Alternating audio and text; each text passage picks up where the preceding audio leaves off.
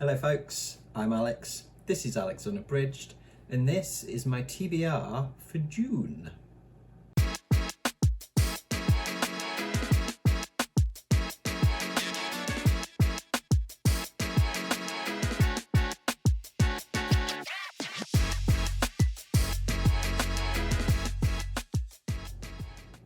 So welcome back to the channel if that is the case.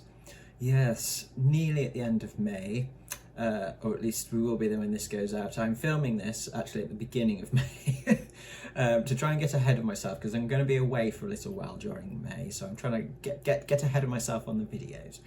But yes, by the time this goes out, we will be nearly at June, and so it's time to go through my TBR for next month. This will be a shorter TBR than the last couple. I've had a couple of extremely busy months with events. April was like 3 events and May has been horror mayhem. So I've been trying to pack loads in for those, and I need a break, damn it. I need a bit of a break. So yes, this will be a short TBR with some possibilities kind of thrown in, but like, you know, I'm not gonna bust a gut on this at all this month. I'm just gonna chill out. So let's get straight into it then with my reading for my science fiction project. We are in to the next big block of science fiction for the somewhat hesitant, which is the next 3 months will all be books that have movies along with them. It's called Great Books, Great Movies.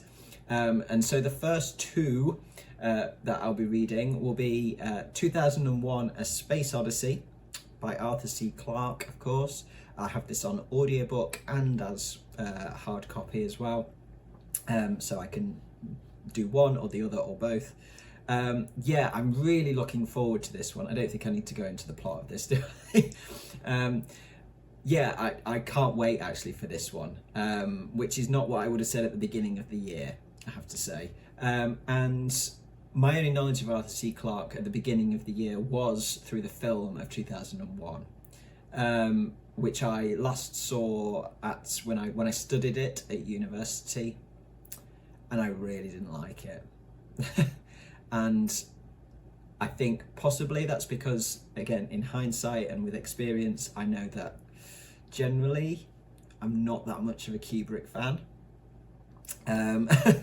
And also I just think studying it was not the way to properly enjoy it. So yeah, coming back to it in this project, I thought, well, I'll give it a go. I'll give the book a go. Maybe it'll be better than the film. But I didn't know anything about Arthur C. Clarke and Arthur C. Clarke's writing. And then, of course, I read Childhood's End in February, and I loved that. So I'm actually now really excited to read some more Clarke and come back to something that I haven't, you know, experienced in any format at all in 20 years, basically. And Solaris is another interesting one, actually. Solaris, I have tried to read before, and I've DNF'd on a couple of occasions. Not because I don't like it. I like a lot about it, but it basically, there's one bit in it that I got to on both occasions, and my brain melted out of my ears, basically. And I kind of put it down and was kind of a bit scared to go back to it, so I never did. And this time I'm going to get through it. Damn it, it's happening.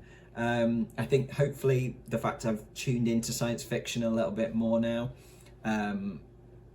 might help me get through it. And it's only short as well. It's a very short piece.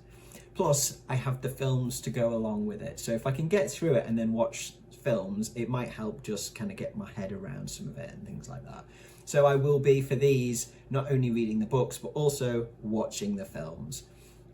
So yeah, really looking forward to the science fiction for June.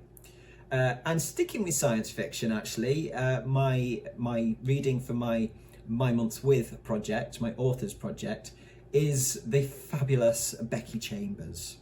I've only read the Monk and Robot books so far, the duology, but I absolutely adore them. And Chambers' writing and philosophy and just general kind of feel. They are hugs in a book, they are uplifting. And yeah, I just want to experience some more Chambers, because I think I'd be very, very, I doubt very much that I will dislike them, but I'd be interested to see if reading another couple of different books from Chambers cements her as one of my favourite authors. So I will be reading for June To Be Taught If Fortunate, which is a novella. The blurb for this says, at the turn of the 22nd century, scientists make a breakthrough in human spaceflight. Through a revolutionary method known as somaforming, astronauts can survive in hostile environments off Earth using synthetic biological supplementations. They can produce antifreeze in sub-zero temperatures, absorb radiation and convert it for food, and conveniently adjust to the pull of different gravitational forces. With the fragility of the body no longer a limiting factor, human beings are at last able to explore neighbouring exoplanets long suspected to harbour life. Ariadne is one such explorer. On a mission to ecologically survey 4 habitable worlds 15 light years from Earth, she and her fellow crewmates sleep while in transit and wake each time with different features. But as they shift through both form and time, life back on Earth has also changed. Faced with the possibility of returning to a planet that has forgotten those who have left, Ariadne begins to chronicle the wonders and dangers of her journey in the hope that someone back home might still be listening. So that sounds mysterious and fascinating, and it'd be a nice short one as well as a novella, as I say. So something completely different to what I've read from Chambers before. And then the second one that I'll be reading is The Long Way to a Small Angry Planet, which is the first in the Wayfarers series. The blurb for this says, when Rosemary Harper joins the crew of the Wayfarer, she isn't expecting much. The ship, which has seen better days, offers her everything she could possibly want. A small, quiet spot to call home for a while, adventure in far-off corners of the galaxy, and distance from her troubled past. But Rosemary gets more than she bargained for with the Wayfarer. The crew is a mishmash of species and personalities, from Sissix, the friendly reptilian pilot, to Kizzy and Jenks, the constantly sparring engineers who keep the ship running. Life on board is chaotic, but more or less peaceful, exactly what Rosemary wants. Until the crew are offered the job of a lifetime, the chance to build a hyperspace tunnel to a distant planet. They'll earn enough money to live comfortably for years, if they survive the long trip through war-torn interstellar space without endangering any of the fragile alliances that keep the galaxy peaceful. But Rosemary isn't the only person on board with secrets to hide, and the crew will soon discover that space may be vast, but spaceships are very small indeed. So yes, again, more mystery in that, definitely. And, you know, a bit of a ragtag crew is always good. I'm sure there will be a lot of diversity in this, if what I've read from Chambers before is anything to go by. And again, it's another one that is described as just, you know, kind of lovely, heartwarming, you know, lifts the spirits.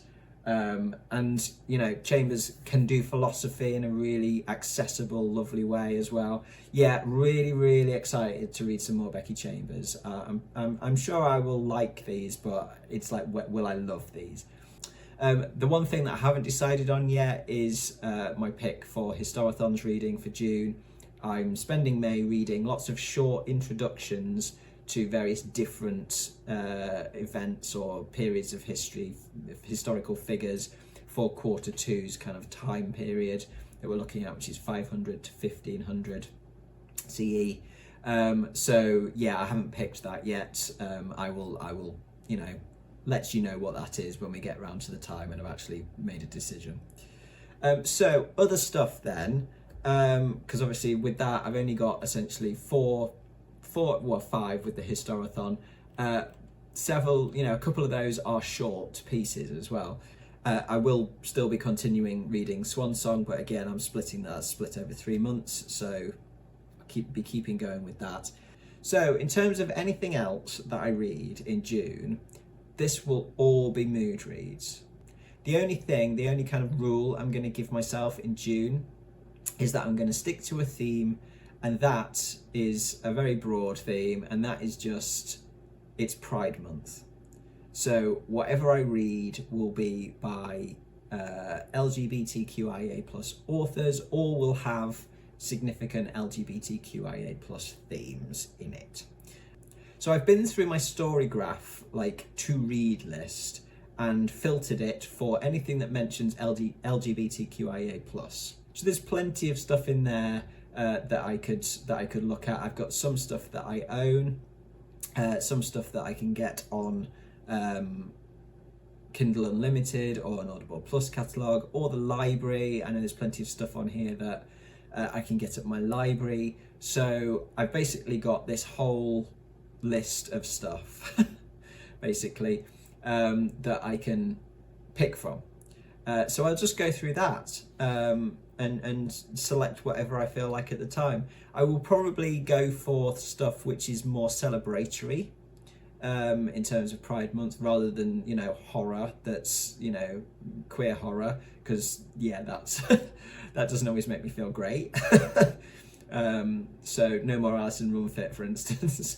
But yeah, I'm just gonna, you know, read what I want when I want, as long as it fits within the Pride Month theme for me. So yes, so I think that will that sums up what I've got going on basically in June.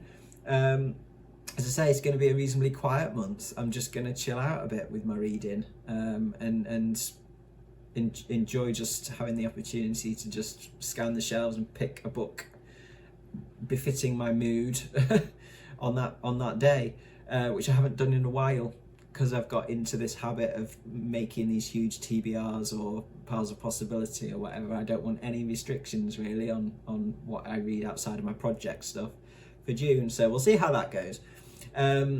So yes, that will do from me today. That's plenty of rambling from me today. This was meant to be a short one. Thank you very much for watching, folks. As always, do drop your thoughts in the comments below. It is always lovely to hear from you. I will be back on Friday with I'm not sure what yet, but whatever that is, I do hope you'll join me then. But from me, for now, that's ta-ra.